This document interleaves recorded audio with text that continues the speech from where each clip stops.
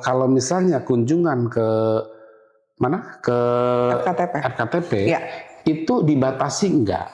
1 bulan 1 kali misalnya, atau berapa kali? Ada batasannya enggak? Nah, yang bisa diobati oleh Oleh FKTP itu apa saja? Ada 144 penyakit yang wajib nih Pak, wajib harus ditangani di FKTP.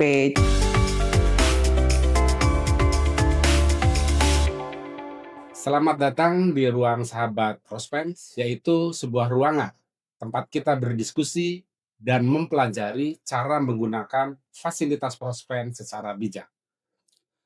Sahabat Prospen, pernahkah kita mengalami sakit lalu bertanya-tanya bagaimana cara berobat dengan BPJS Kesehatan? Nah, di episode ke-6 kali ini, Ruang Sahabat Prospen, kita akan membahas alur bagaimana cara berobat pada saat kita sakit di Paskes tingkat pertama. Jadi episode dulu kita membahas waktu masih sehat, sekarang apabila sakit. Nah, hari ini sebagaimana dijanjikan bahwa kita datang kembali, alhamdulillah, yaitu Dokter Tia atau Dokter Pradina Setia dari Bandung. Iya. Selamat datang kembali, Dok. Ya. Mudah-mudahan tidak bosan ya. Tidak. Terus ke sini.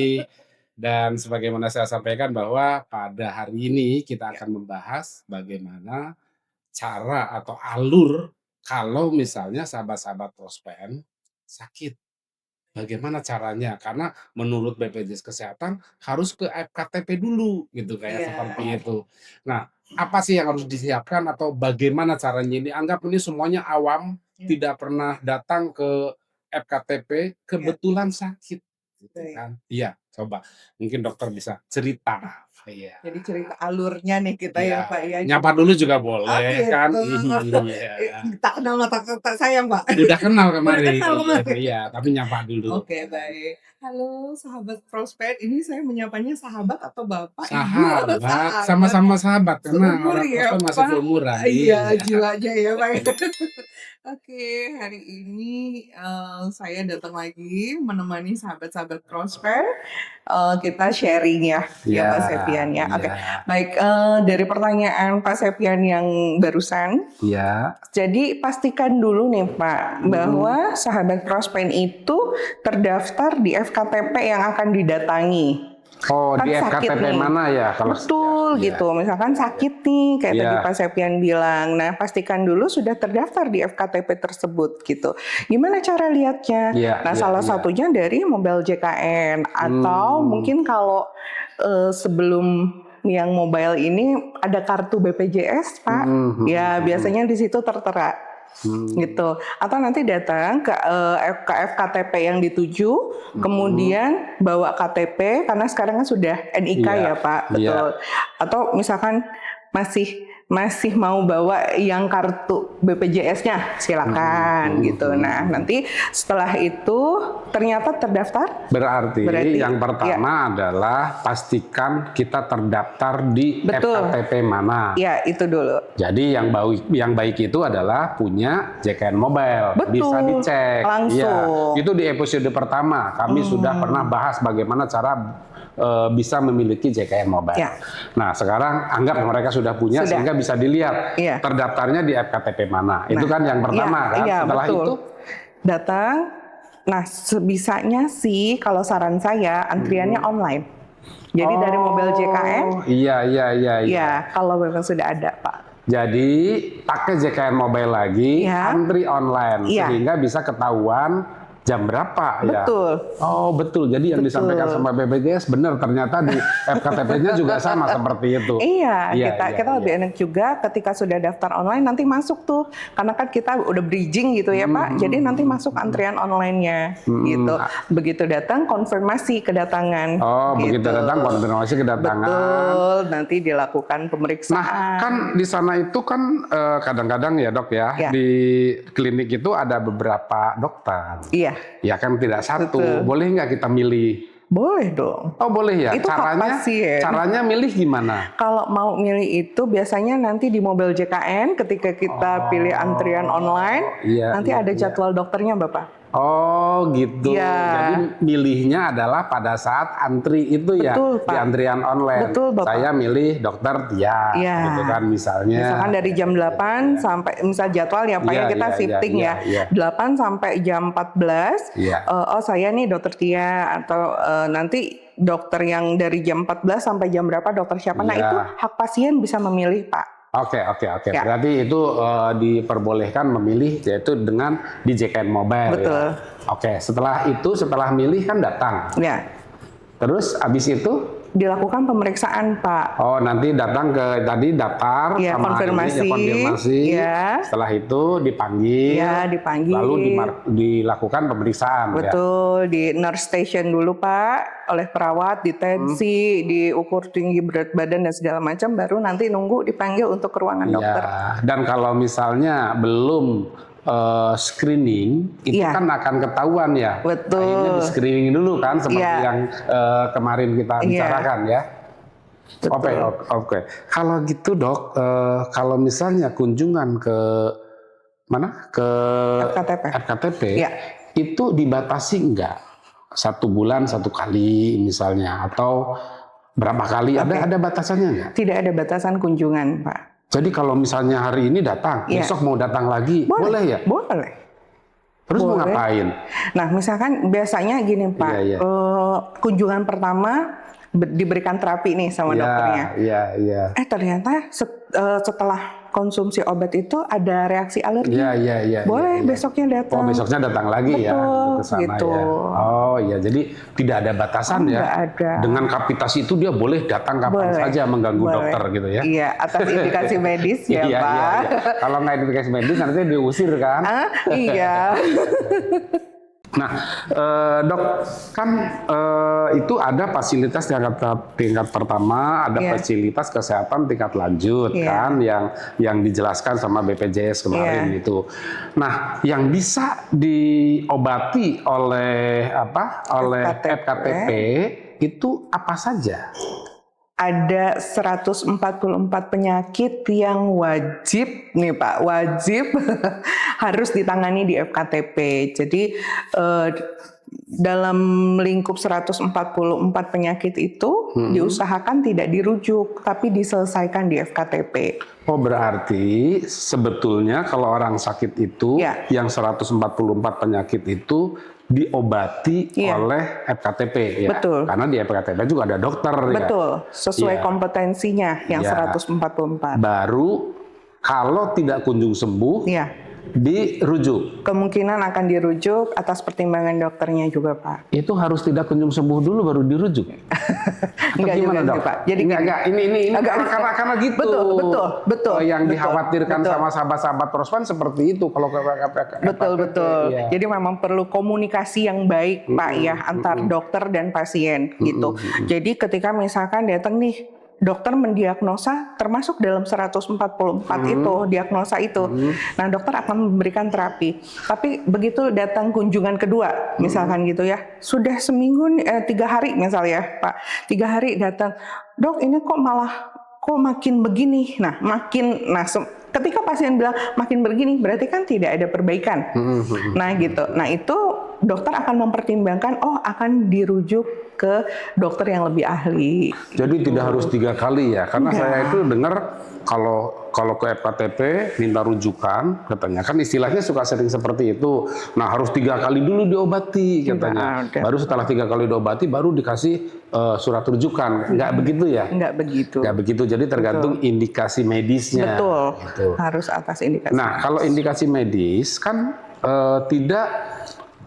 tidak bisa dengan fisik aja. Kadang-kadang perlu menggunakan lab, gitu kan seperti itu. Betul. Apakah bisa enggak dari FKTP juga minta untuk lab gitu? Bisa Pak. Contohnya yang seperti apa? Misalkan FKTP tersebut ada izin untuk lab pratamanya dan pasien ini butuh untuk penunjang medisnya gitu. Nah itu kita bisa periksakan. Tapi kalau misalkan FKTP-nya tidak menyediakan lab, itu bisa dirujuk ke lab yang kerjasama dengan BPJS. Oh, jadi kalau ada indikasi medis untuk menentukan nanti perlu dirujuk kemana, memastikannya, FKTP juga bisa melakukan Pemeriksaan penunjang. Pemeriksaan penunjang ya. Betul Pak. Gitu. Tapi ini ada kasus nih ya, kebetulan saja ada kemarin di grup teman-teman yang pensiunan menyebutkan bahwa pernah dites katanya bahwa dia itu ada DM gula gitu kan, ada gula. Lalu setelah datang ke FKTP disuruh dites lagi, tapi suruh bayar. Gimana dok? Kira-kira ya kalau yang seperti itu? Kalau dari regulasinya sih Pak, tidak ada seperti itu. Harusnya.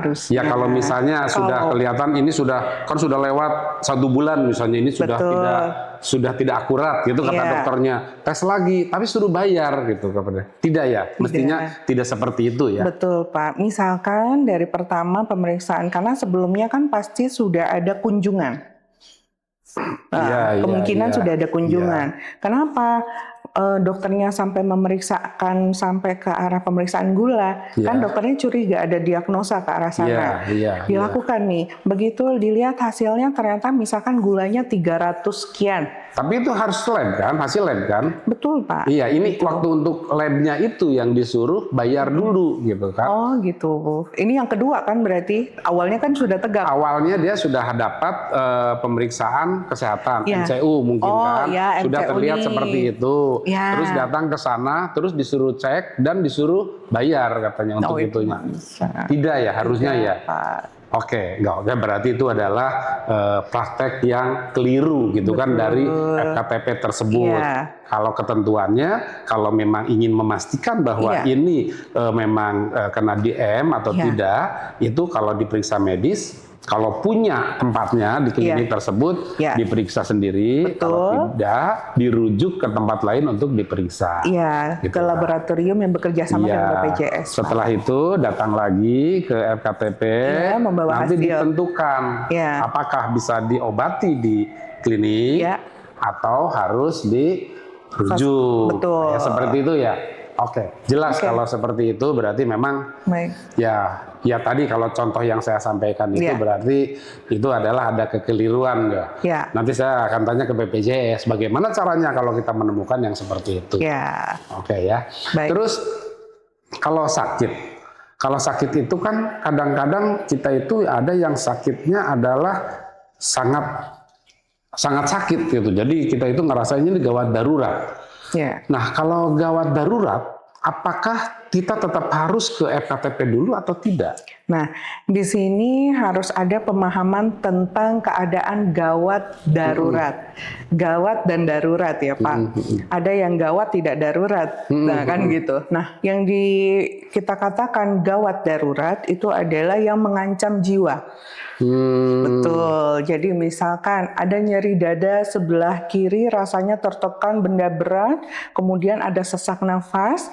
Nah, itu bisa langsung ke IGD karena merasa mengancam nyawa. Berarti kalau gawat darurat, tapi sesuai medis gawat daruratnya, itu bisa langsung ke rumah sakit. Tanpa rujukan. Betul. Oh, seperti itu ya. Berarti cuma gawat daruratnya bukan menurut kita. Pasien.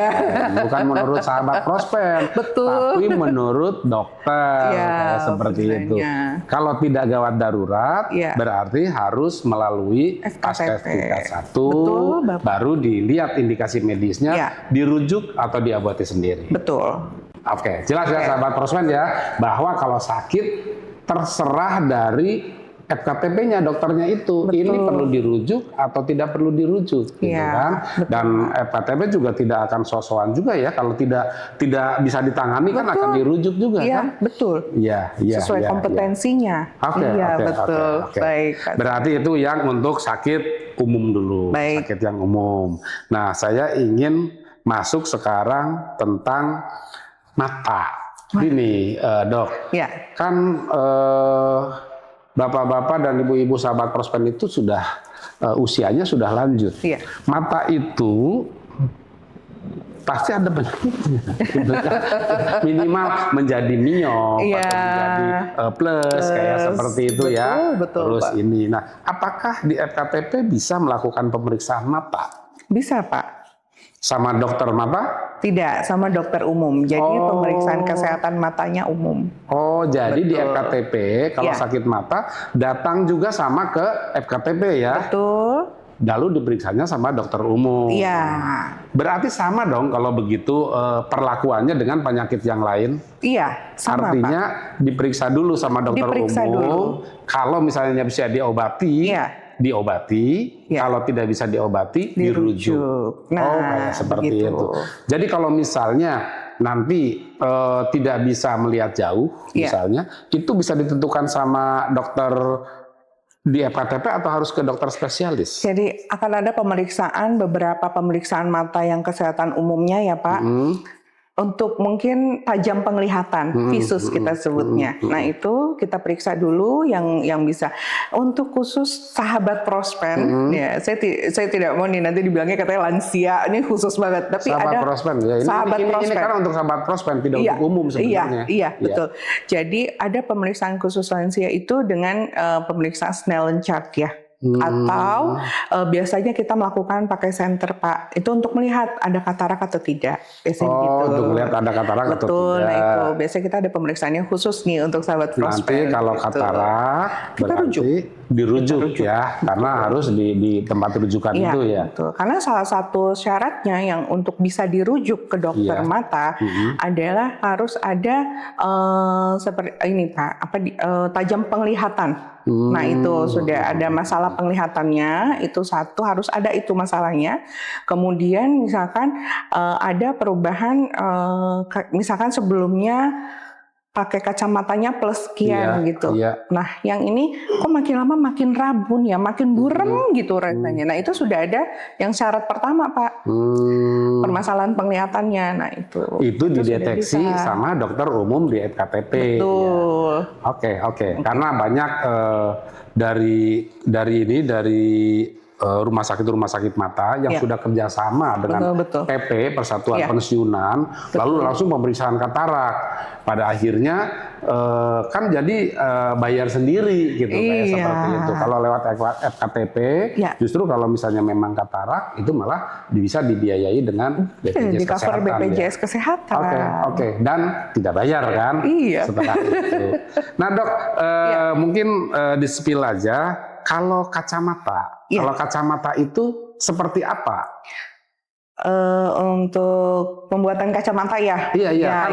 Rata-rata sudah plus, gitu kan? Apakah plus itu bisa dibayari sama BPJS Kesehatan? Kalau presbiop ya atau plus itu sih tidak ya Pak. Tapi nanti tergantung dari pemeriksaan dokternya, diagnosa dokternya dari FKTP. Nah itu nanti. Itu bisa menentukan juga apakah itu bisa menentukan. Itu diganti atau tidak diganti? Iya, betul. Ya, gitu. Karena kalau secara umum kata BPJS Kesehatan juga katanya kalau misalnya minus diganti, kalau plus tidak diganti. Betul, Pak. Itu umumnya. Tapi plus juga ada yang diganti ya. Iya. Kalau secara medis, betul Pak, itu atas indikasi medisnya. Atas indikasi medisnya bisa, dan itu yang menentukannya dari FKTP itu ya? Dari FKTP nanti rujukannya. Oh, dirujukan ke dokter spesialis mata gitu ya? Gitu. Oke. Kalau gitu berarti yang mata kita sudah jelas, dok ya? Makasih. Kita dari mata turun ke gigi. Bukan dari mata turun ke hati ya? Turun ke gigi. Nah, untuk yang pengobatan gigi, ini memang yang orang-orang yang sahabat prospen itu rata-rata itu. Ya kalau penyakit yang lainnya tadi yang ada kronis, terus yang ininya adalah mata dan gigi. Nah itu mata dan gigi itu ini kenyamanan hidupnya sangat berkurang kalau ini dirasakan gitu. Ini yang untuk berobat gigi bagaimana?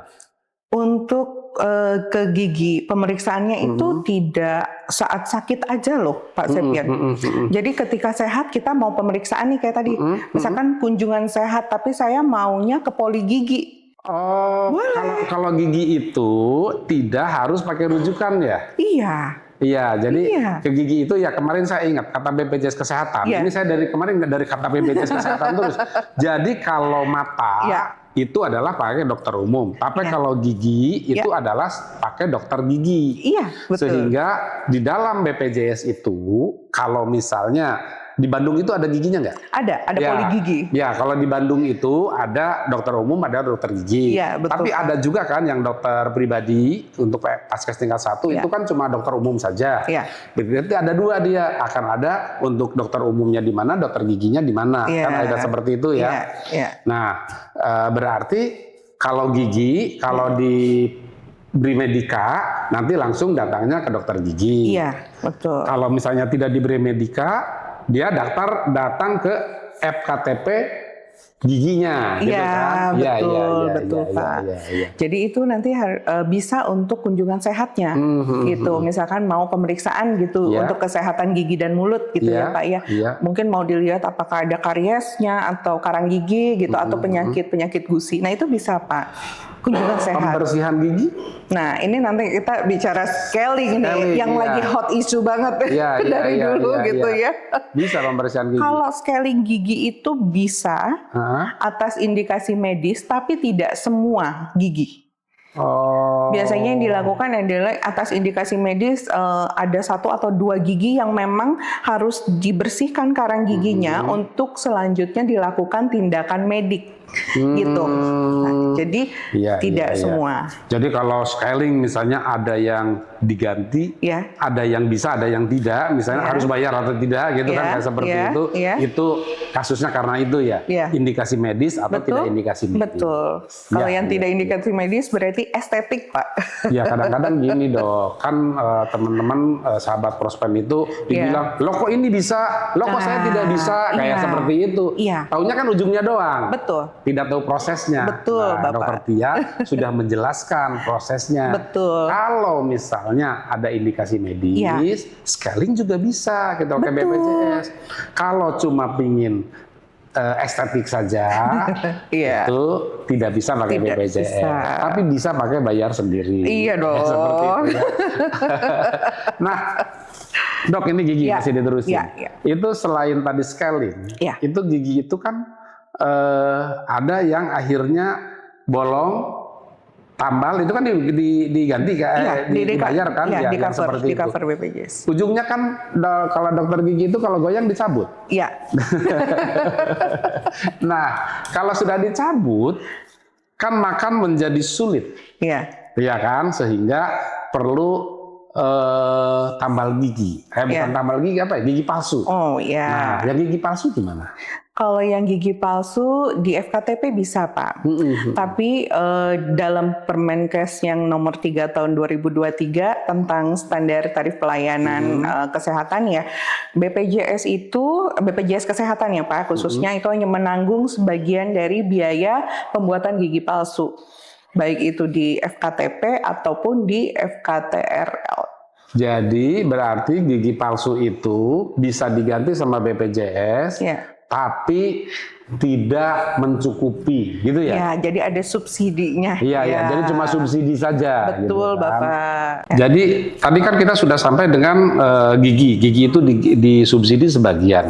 Nah, itu kalau misalnya kita satu-satu, lama-lama kan habis juga. Sebenarnya bagaimana sih cara berobatnya? Apakah satu nanti diganti lagi atau seperti apa? Gini, kalau atau mungkin Dokter Tia bisa ngasih tahu berapa sih sebenarnya subsidinya gitu kan? Gitu.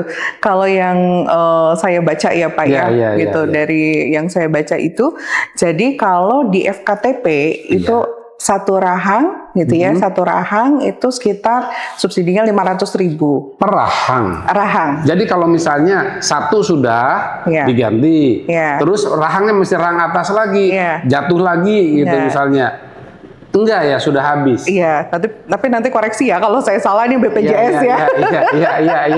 Iya. Jadi kalau yang saya tahu seperti itu Pak, satu rahang kalau di FKTP sekitar 500, kalau 2 rahang 1 juta.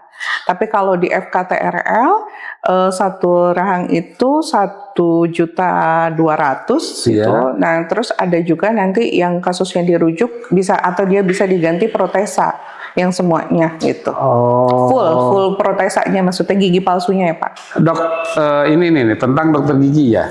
Dokter gigi itu kan sudah ada di di FKTP. Kok dirujuk lagi? Dirujuk kemana lagi? Biasanya ke yang lebih ahlinya Pak. Dokter gigi juga kan? Iya. tapi yang spesialisnya. Spesialis apa contohnya? Yang untuk protesa itu sih Pak, yang untuk gigi palsunya. Oh, untuk gigi palsunya itu berarti baru ke dokter gigi ya? Betul. Dokter gigi yang di FKRTL. Ya, makanya perlu kasusnya, oh ini kayaknya nggak bisa di FKTP nih, harus dirujuk gitu. Oh. Jadi dari dokter gigi FKTP dirujuk ke subspesialis, berarti ya giginya subspesialis apa kayak seperti itu. Jadi ya bisa selesai di FKTP, bisa juga harus dirujuk ke subspesialis di FKRTL, kayak seperti itu. Betul. Oke, saya pikir berarti kalau sudah gigi ini sudah selesai, tinggal ini dok. Kalau misalnya sahabat-sahabat Rospen itu kan sekarang sudah tidak harus tinggal di satu kota saja. Kadang-kadang dia berkunjung ke anaknya, ke nengok cucunya. Terus pada saat di sana sakit. Tadi kan dokter Tia bilang kan harus tahu di mana kita terdaftar. Nah kalau di luar kota bagaimana? Bisa Pak. Loh kan kita terdaftar misalnya di Bandung, terus lagi jalan-jalan di Jakarta, di sini, terus sakit, betul. Masa harus ke Bandung? Iya, kan jauh ya Pak. Iya, jadi gimana? Bisa Pak, jadi bisa. Artinya? Kita cari FKTP yang bekerja sama dengan BPJS, itu yang pertama. Oh bisa, di FKTP mana saja yang kerjasama dengan BPJS. Misalkan dekat sama rumah anaknya nih, lagi berkunjung. Anaknya di Pondok Indah nih, di sini. Datang deh ke FKTP-nya nih, yang kerjasama sama BPJS, gitu. Terus nanti lakukan pendaftaran. Nah nanti langsung di situ, terus bisa pakai JKN Mobile nggak? Kalau saya selama ini di lapangan sih pasien datang langsung ya Pak. Oh, jadi kalau bedanya itu adalah harus datang langsung kalau yang tidak terdaftar itu ya. Dan konfirmasi saat ini sedang berkunjung atau berpergian. Iya. Waktu datang ke sana kenapa berobat? Karena saya sekarang lagi berkunjung nengok cucu, terus ini kebetulan sakit, gitu. Oke. Jadi sebenarnya bisa ya. Berobat untuk di tempat lain juga. Bisa. Terus dok, ini saya nanya rahasia dapurnya ya. Kan misalnya gini, dok, kan ada orang yang FKTP-nya di Jakarta. Terus nanti lagi di Bandung sakit, datang ke Brimedika Bandung. Kan nggak dapat kapitasi. Dapatnya dari mana? Padahal harus ada dokter, ada obat kan dikasih. Itu dapatnya dari mana? Ya dari yang dia tidak dipakai BPJS-nya. Tetap dari kapitasi itu. Oh, jadi tidak ada tambahan ya? Tidak. Berarti kalau misalnya banyakkan orang yang datang yang bukan terdaftar di sana, bisa boncos juga ya? Iya, makanya ada maksimalnya Pak. Oh, ada maksimalnya? Maksudnya gimana maksimalnya? Jadi dalam 1 bulan, itu maksimal 3 kali kunjungan. Dalam 1 bulan maksimal 3 kali kunjungan. Yang bepergian ya. Misalkan nih kayak tadi Bapak bilang, lagi mau kunjungan nih ke rumah anaknya di Bandung. Ke Brimedika Bandung deh. Gitu ya, sahabat Prospen gitu ya. Kemudian dalam 1 bulan itu 3 kali maksimal kunjungannya. Gitu. Nah, misalkan ternyata lebih nih dari 1 bulan. Gitu ya, karena anaknya nahan nih. Nggak boleh pulang, pokoknya mau di sini aja. Gitu. Mbaknya nggak datang-datang gitu kan, seperti itu. Kan? Buat ngawasin cucu gitu ya. Nah itu sebaiknya jika memang ada rencana akan menetap lebih dari 1 bulan, disarankan untuk memindahkan FKTP-nya. Iya, biar dokter yang di sana nggak bete kali ya. Iya. Cukup 3 kali kali. Jadi berarti maksimal sebulan itu 3 kali kunjungan ya. Bulan depannya sebenarnya 3 kali kunjungan juga kan. Bisa-bisa juga kan sebetulnya. Tapi kan kita sebagai pasien harus berpikir juga dong bahwa BPJS itu bayar setiap bulannya bukan di sini, tapi di tempat yang lain, gitu, kayak seperti itu. Gitu ya dok ya. Betul, Pak Septia. Oke, kalau gitu sebetulnya untuk ini sudah jelas ya. Tinggal ada yang tentang pemberian obat. Gimana? Tentang pemberian obat. Bagaimana pemberian obat yang diberikan oleh Paskes tingkat 1, dok. Jadi kan kadang-kadang obat itu apakah cukup dengan Pronas saja atau pakai yang lain? Cukup Pak dengan formularium nasional. Nggak ngasih obat yang lain? Enggak, kalau kita di FKTP khususnya Brimedika Bandung tidak. Kita menyesuaikan formularium nasional itu satu, dan saya ya terutama saya sebagai penanggung jawab klinik, saya sudah menekankan ke teman-teman sejawat bahwa kita tidak ada peresepan untuk khusus BPJS ya maksud saya ya Pak. Tidak ada peresepan di luar itu. Tidak ada peresepan di luar itu. Jadi tidak ada. Tapi kalau misalnya obatnya tidak ada, obatnya tidak ada, tapi itu masih Pronas juga. Tapi misalnya memerlukan obat X gitu kan, yang tidak ada di tempatnya di farmasi kita Bandung. deh. Nah gitu. Itu gimana? Itu bisa kita kasih surat untuk ke apotek yang bekerja sama dengan BPJS Pak. Gitu. Jadi tetap pakainya adalah pakai standar formularium nasional. Betul. Tapi kalau obatnya tidak ada dikasih ke apotek yang kerjasama. Yang ada obatnya. Betul. Kalau di apotek itu tidak ada lagi obatnya. Nah itu mungkin ke apotek lain dia. Oh itu boleh juga ya ke apotek. Apotek itu tidak ditunjuk apotek mana ya? Enggak, jadi BPJS yang menunjuknya misalkan kerjasama dengan apotek ini yang dia bekerja sama juga dengan BPJS. Maksud saya gini dok, misalnya obat X itu tidak ada di Brimedika Bandung. Tapi memang menurut dokter bahwa dia akan cocoknya pakai obat itu gitu kan. Terus di resepkan. Diresepkannya apakah ditunjuk apotek tertentu atau tidak? Ditunjuk Pak. Ditunjuk apotek tertentu. Nah di apotek itu ternyata tidak ada juga. Berarti balik lagi ke FKTP. Bisa jadi balik lagi atau dia kasih kopi resep ke apotek lain yang bekerja sama dengan BPJS. Oh, enggak apa-apa ya. Kalau misalnya ditulisnya ke apotek A, di apotek A tidak ada, nanti akan ditulis di sana kopi resep dari apotek itu ke apotek yang lain. Bisa. Coba datang ke sini gitu ya. Atau ada juga dari apotek mengembalikan ke Vaskes. Kembalikan lagi. Nah, nanti kebijakan dokter apakah akan diganti dengan yang sama kerjanya, kerja obatnya. Oh, oke. Jadi kalau misalnya ada obat yang tidak ada di klinik, pertama adalah dikasih dulu resep ke apotek A. Di apotek A tidak ada, sebenarnya bisa dikasih koper resep untuk apotek yang lain atau bisa dibalikin ke FKTP untuk minta ganti obat dengan obat lain yang sama. Apotek tidak meminta, apotek hanya akan mengembalikan dan akan diinfokan melalui pasiennya bahwa obatnya tidak tersedia. Nah, berarti disitulah dokter sebagai decision maker akan mempertimbangkan apakah akan memberikan obat yang sama kerjanya. Yang sama dengan yang lain yang ada seperti itu ya. Diganti gitu. Oh, berarti pada dasarnya tetap harus diobati gitu kan. Gitu. Seperti itu sampai dengan sembuh. Jadi orang yang sakit ke FKTP itu harus diobati sampai sembuh. Gitu ya, Dok ya? Kan sampai sembuh kan? Dong, sampai selesai. Bisa sembuh di FKTP. Bisa sembuh di FKRTL, gitu kan? Seperti itu kan. Betul. Obatnya kalau tidak ada dicarikan juga di mana obatnya atau dicarikan yang sesuai dengan formularium nasional. Berarti tidak ada dong harus bayar. Tidak ya, kalau pakai BPJS tidak ya. Tidak. Kalau yang memang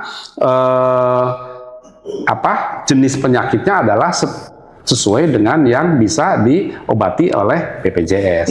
Tapi kan ada juga yang bayar tadi kalau gigi misalnya mau scaling gitu kayak gitu. Itu estetik. Ya artinya kalau yang secara medis semuanya adalah akan dibayari oleh BPJS, jadi tidak bayar kayak seperti itu. Jadi pokoknya BPJS kalau atas indikasi medis BPJS cover-nya gitu Pak. Ya dok, mudah-mudahan obrolan kita pada hari ini tidak menyebabkan saya dibully ya. Kenapa? Karena saya ada dibully juga. Pak Septian kalau ngobrol sama BPJS, gitu, kayaknya gampang kok berobat ke BPJS. Kenyataannya sulit gitu. Itu yang sekarang ada beberapa komen ya, baik di grup-grup dengan pensiunan itu yang seperti itu dok. Jadi saya titip kalau ada peserta Prospen yang berobat ke klinik Brimedika dan mungkin kepada FKTP yang lain, tolong dilayani seperti yang kita bicarakan sekarang ini. Yeah. Sehingga saya tidak dibully. Memang begini kok aturannya. Gitu. Kayak gitu ya dok ya. Sahabat Prospen jangan bully Pak Septian ya atas pesan saya. Oke deh dok, makasih ya. Makasih. Terima kasih. Ini tapi kayaknya saya masih perlu sekali lagi deh ketemu sama dokter Tia. Siap. Ya.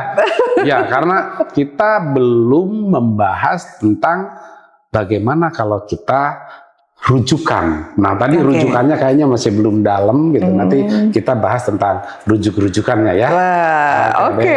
Makasih ya dok ya. Terima kasih. Mari.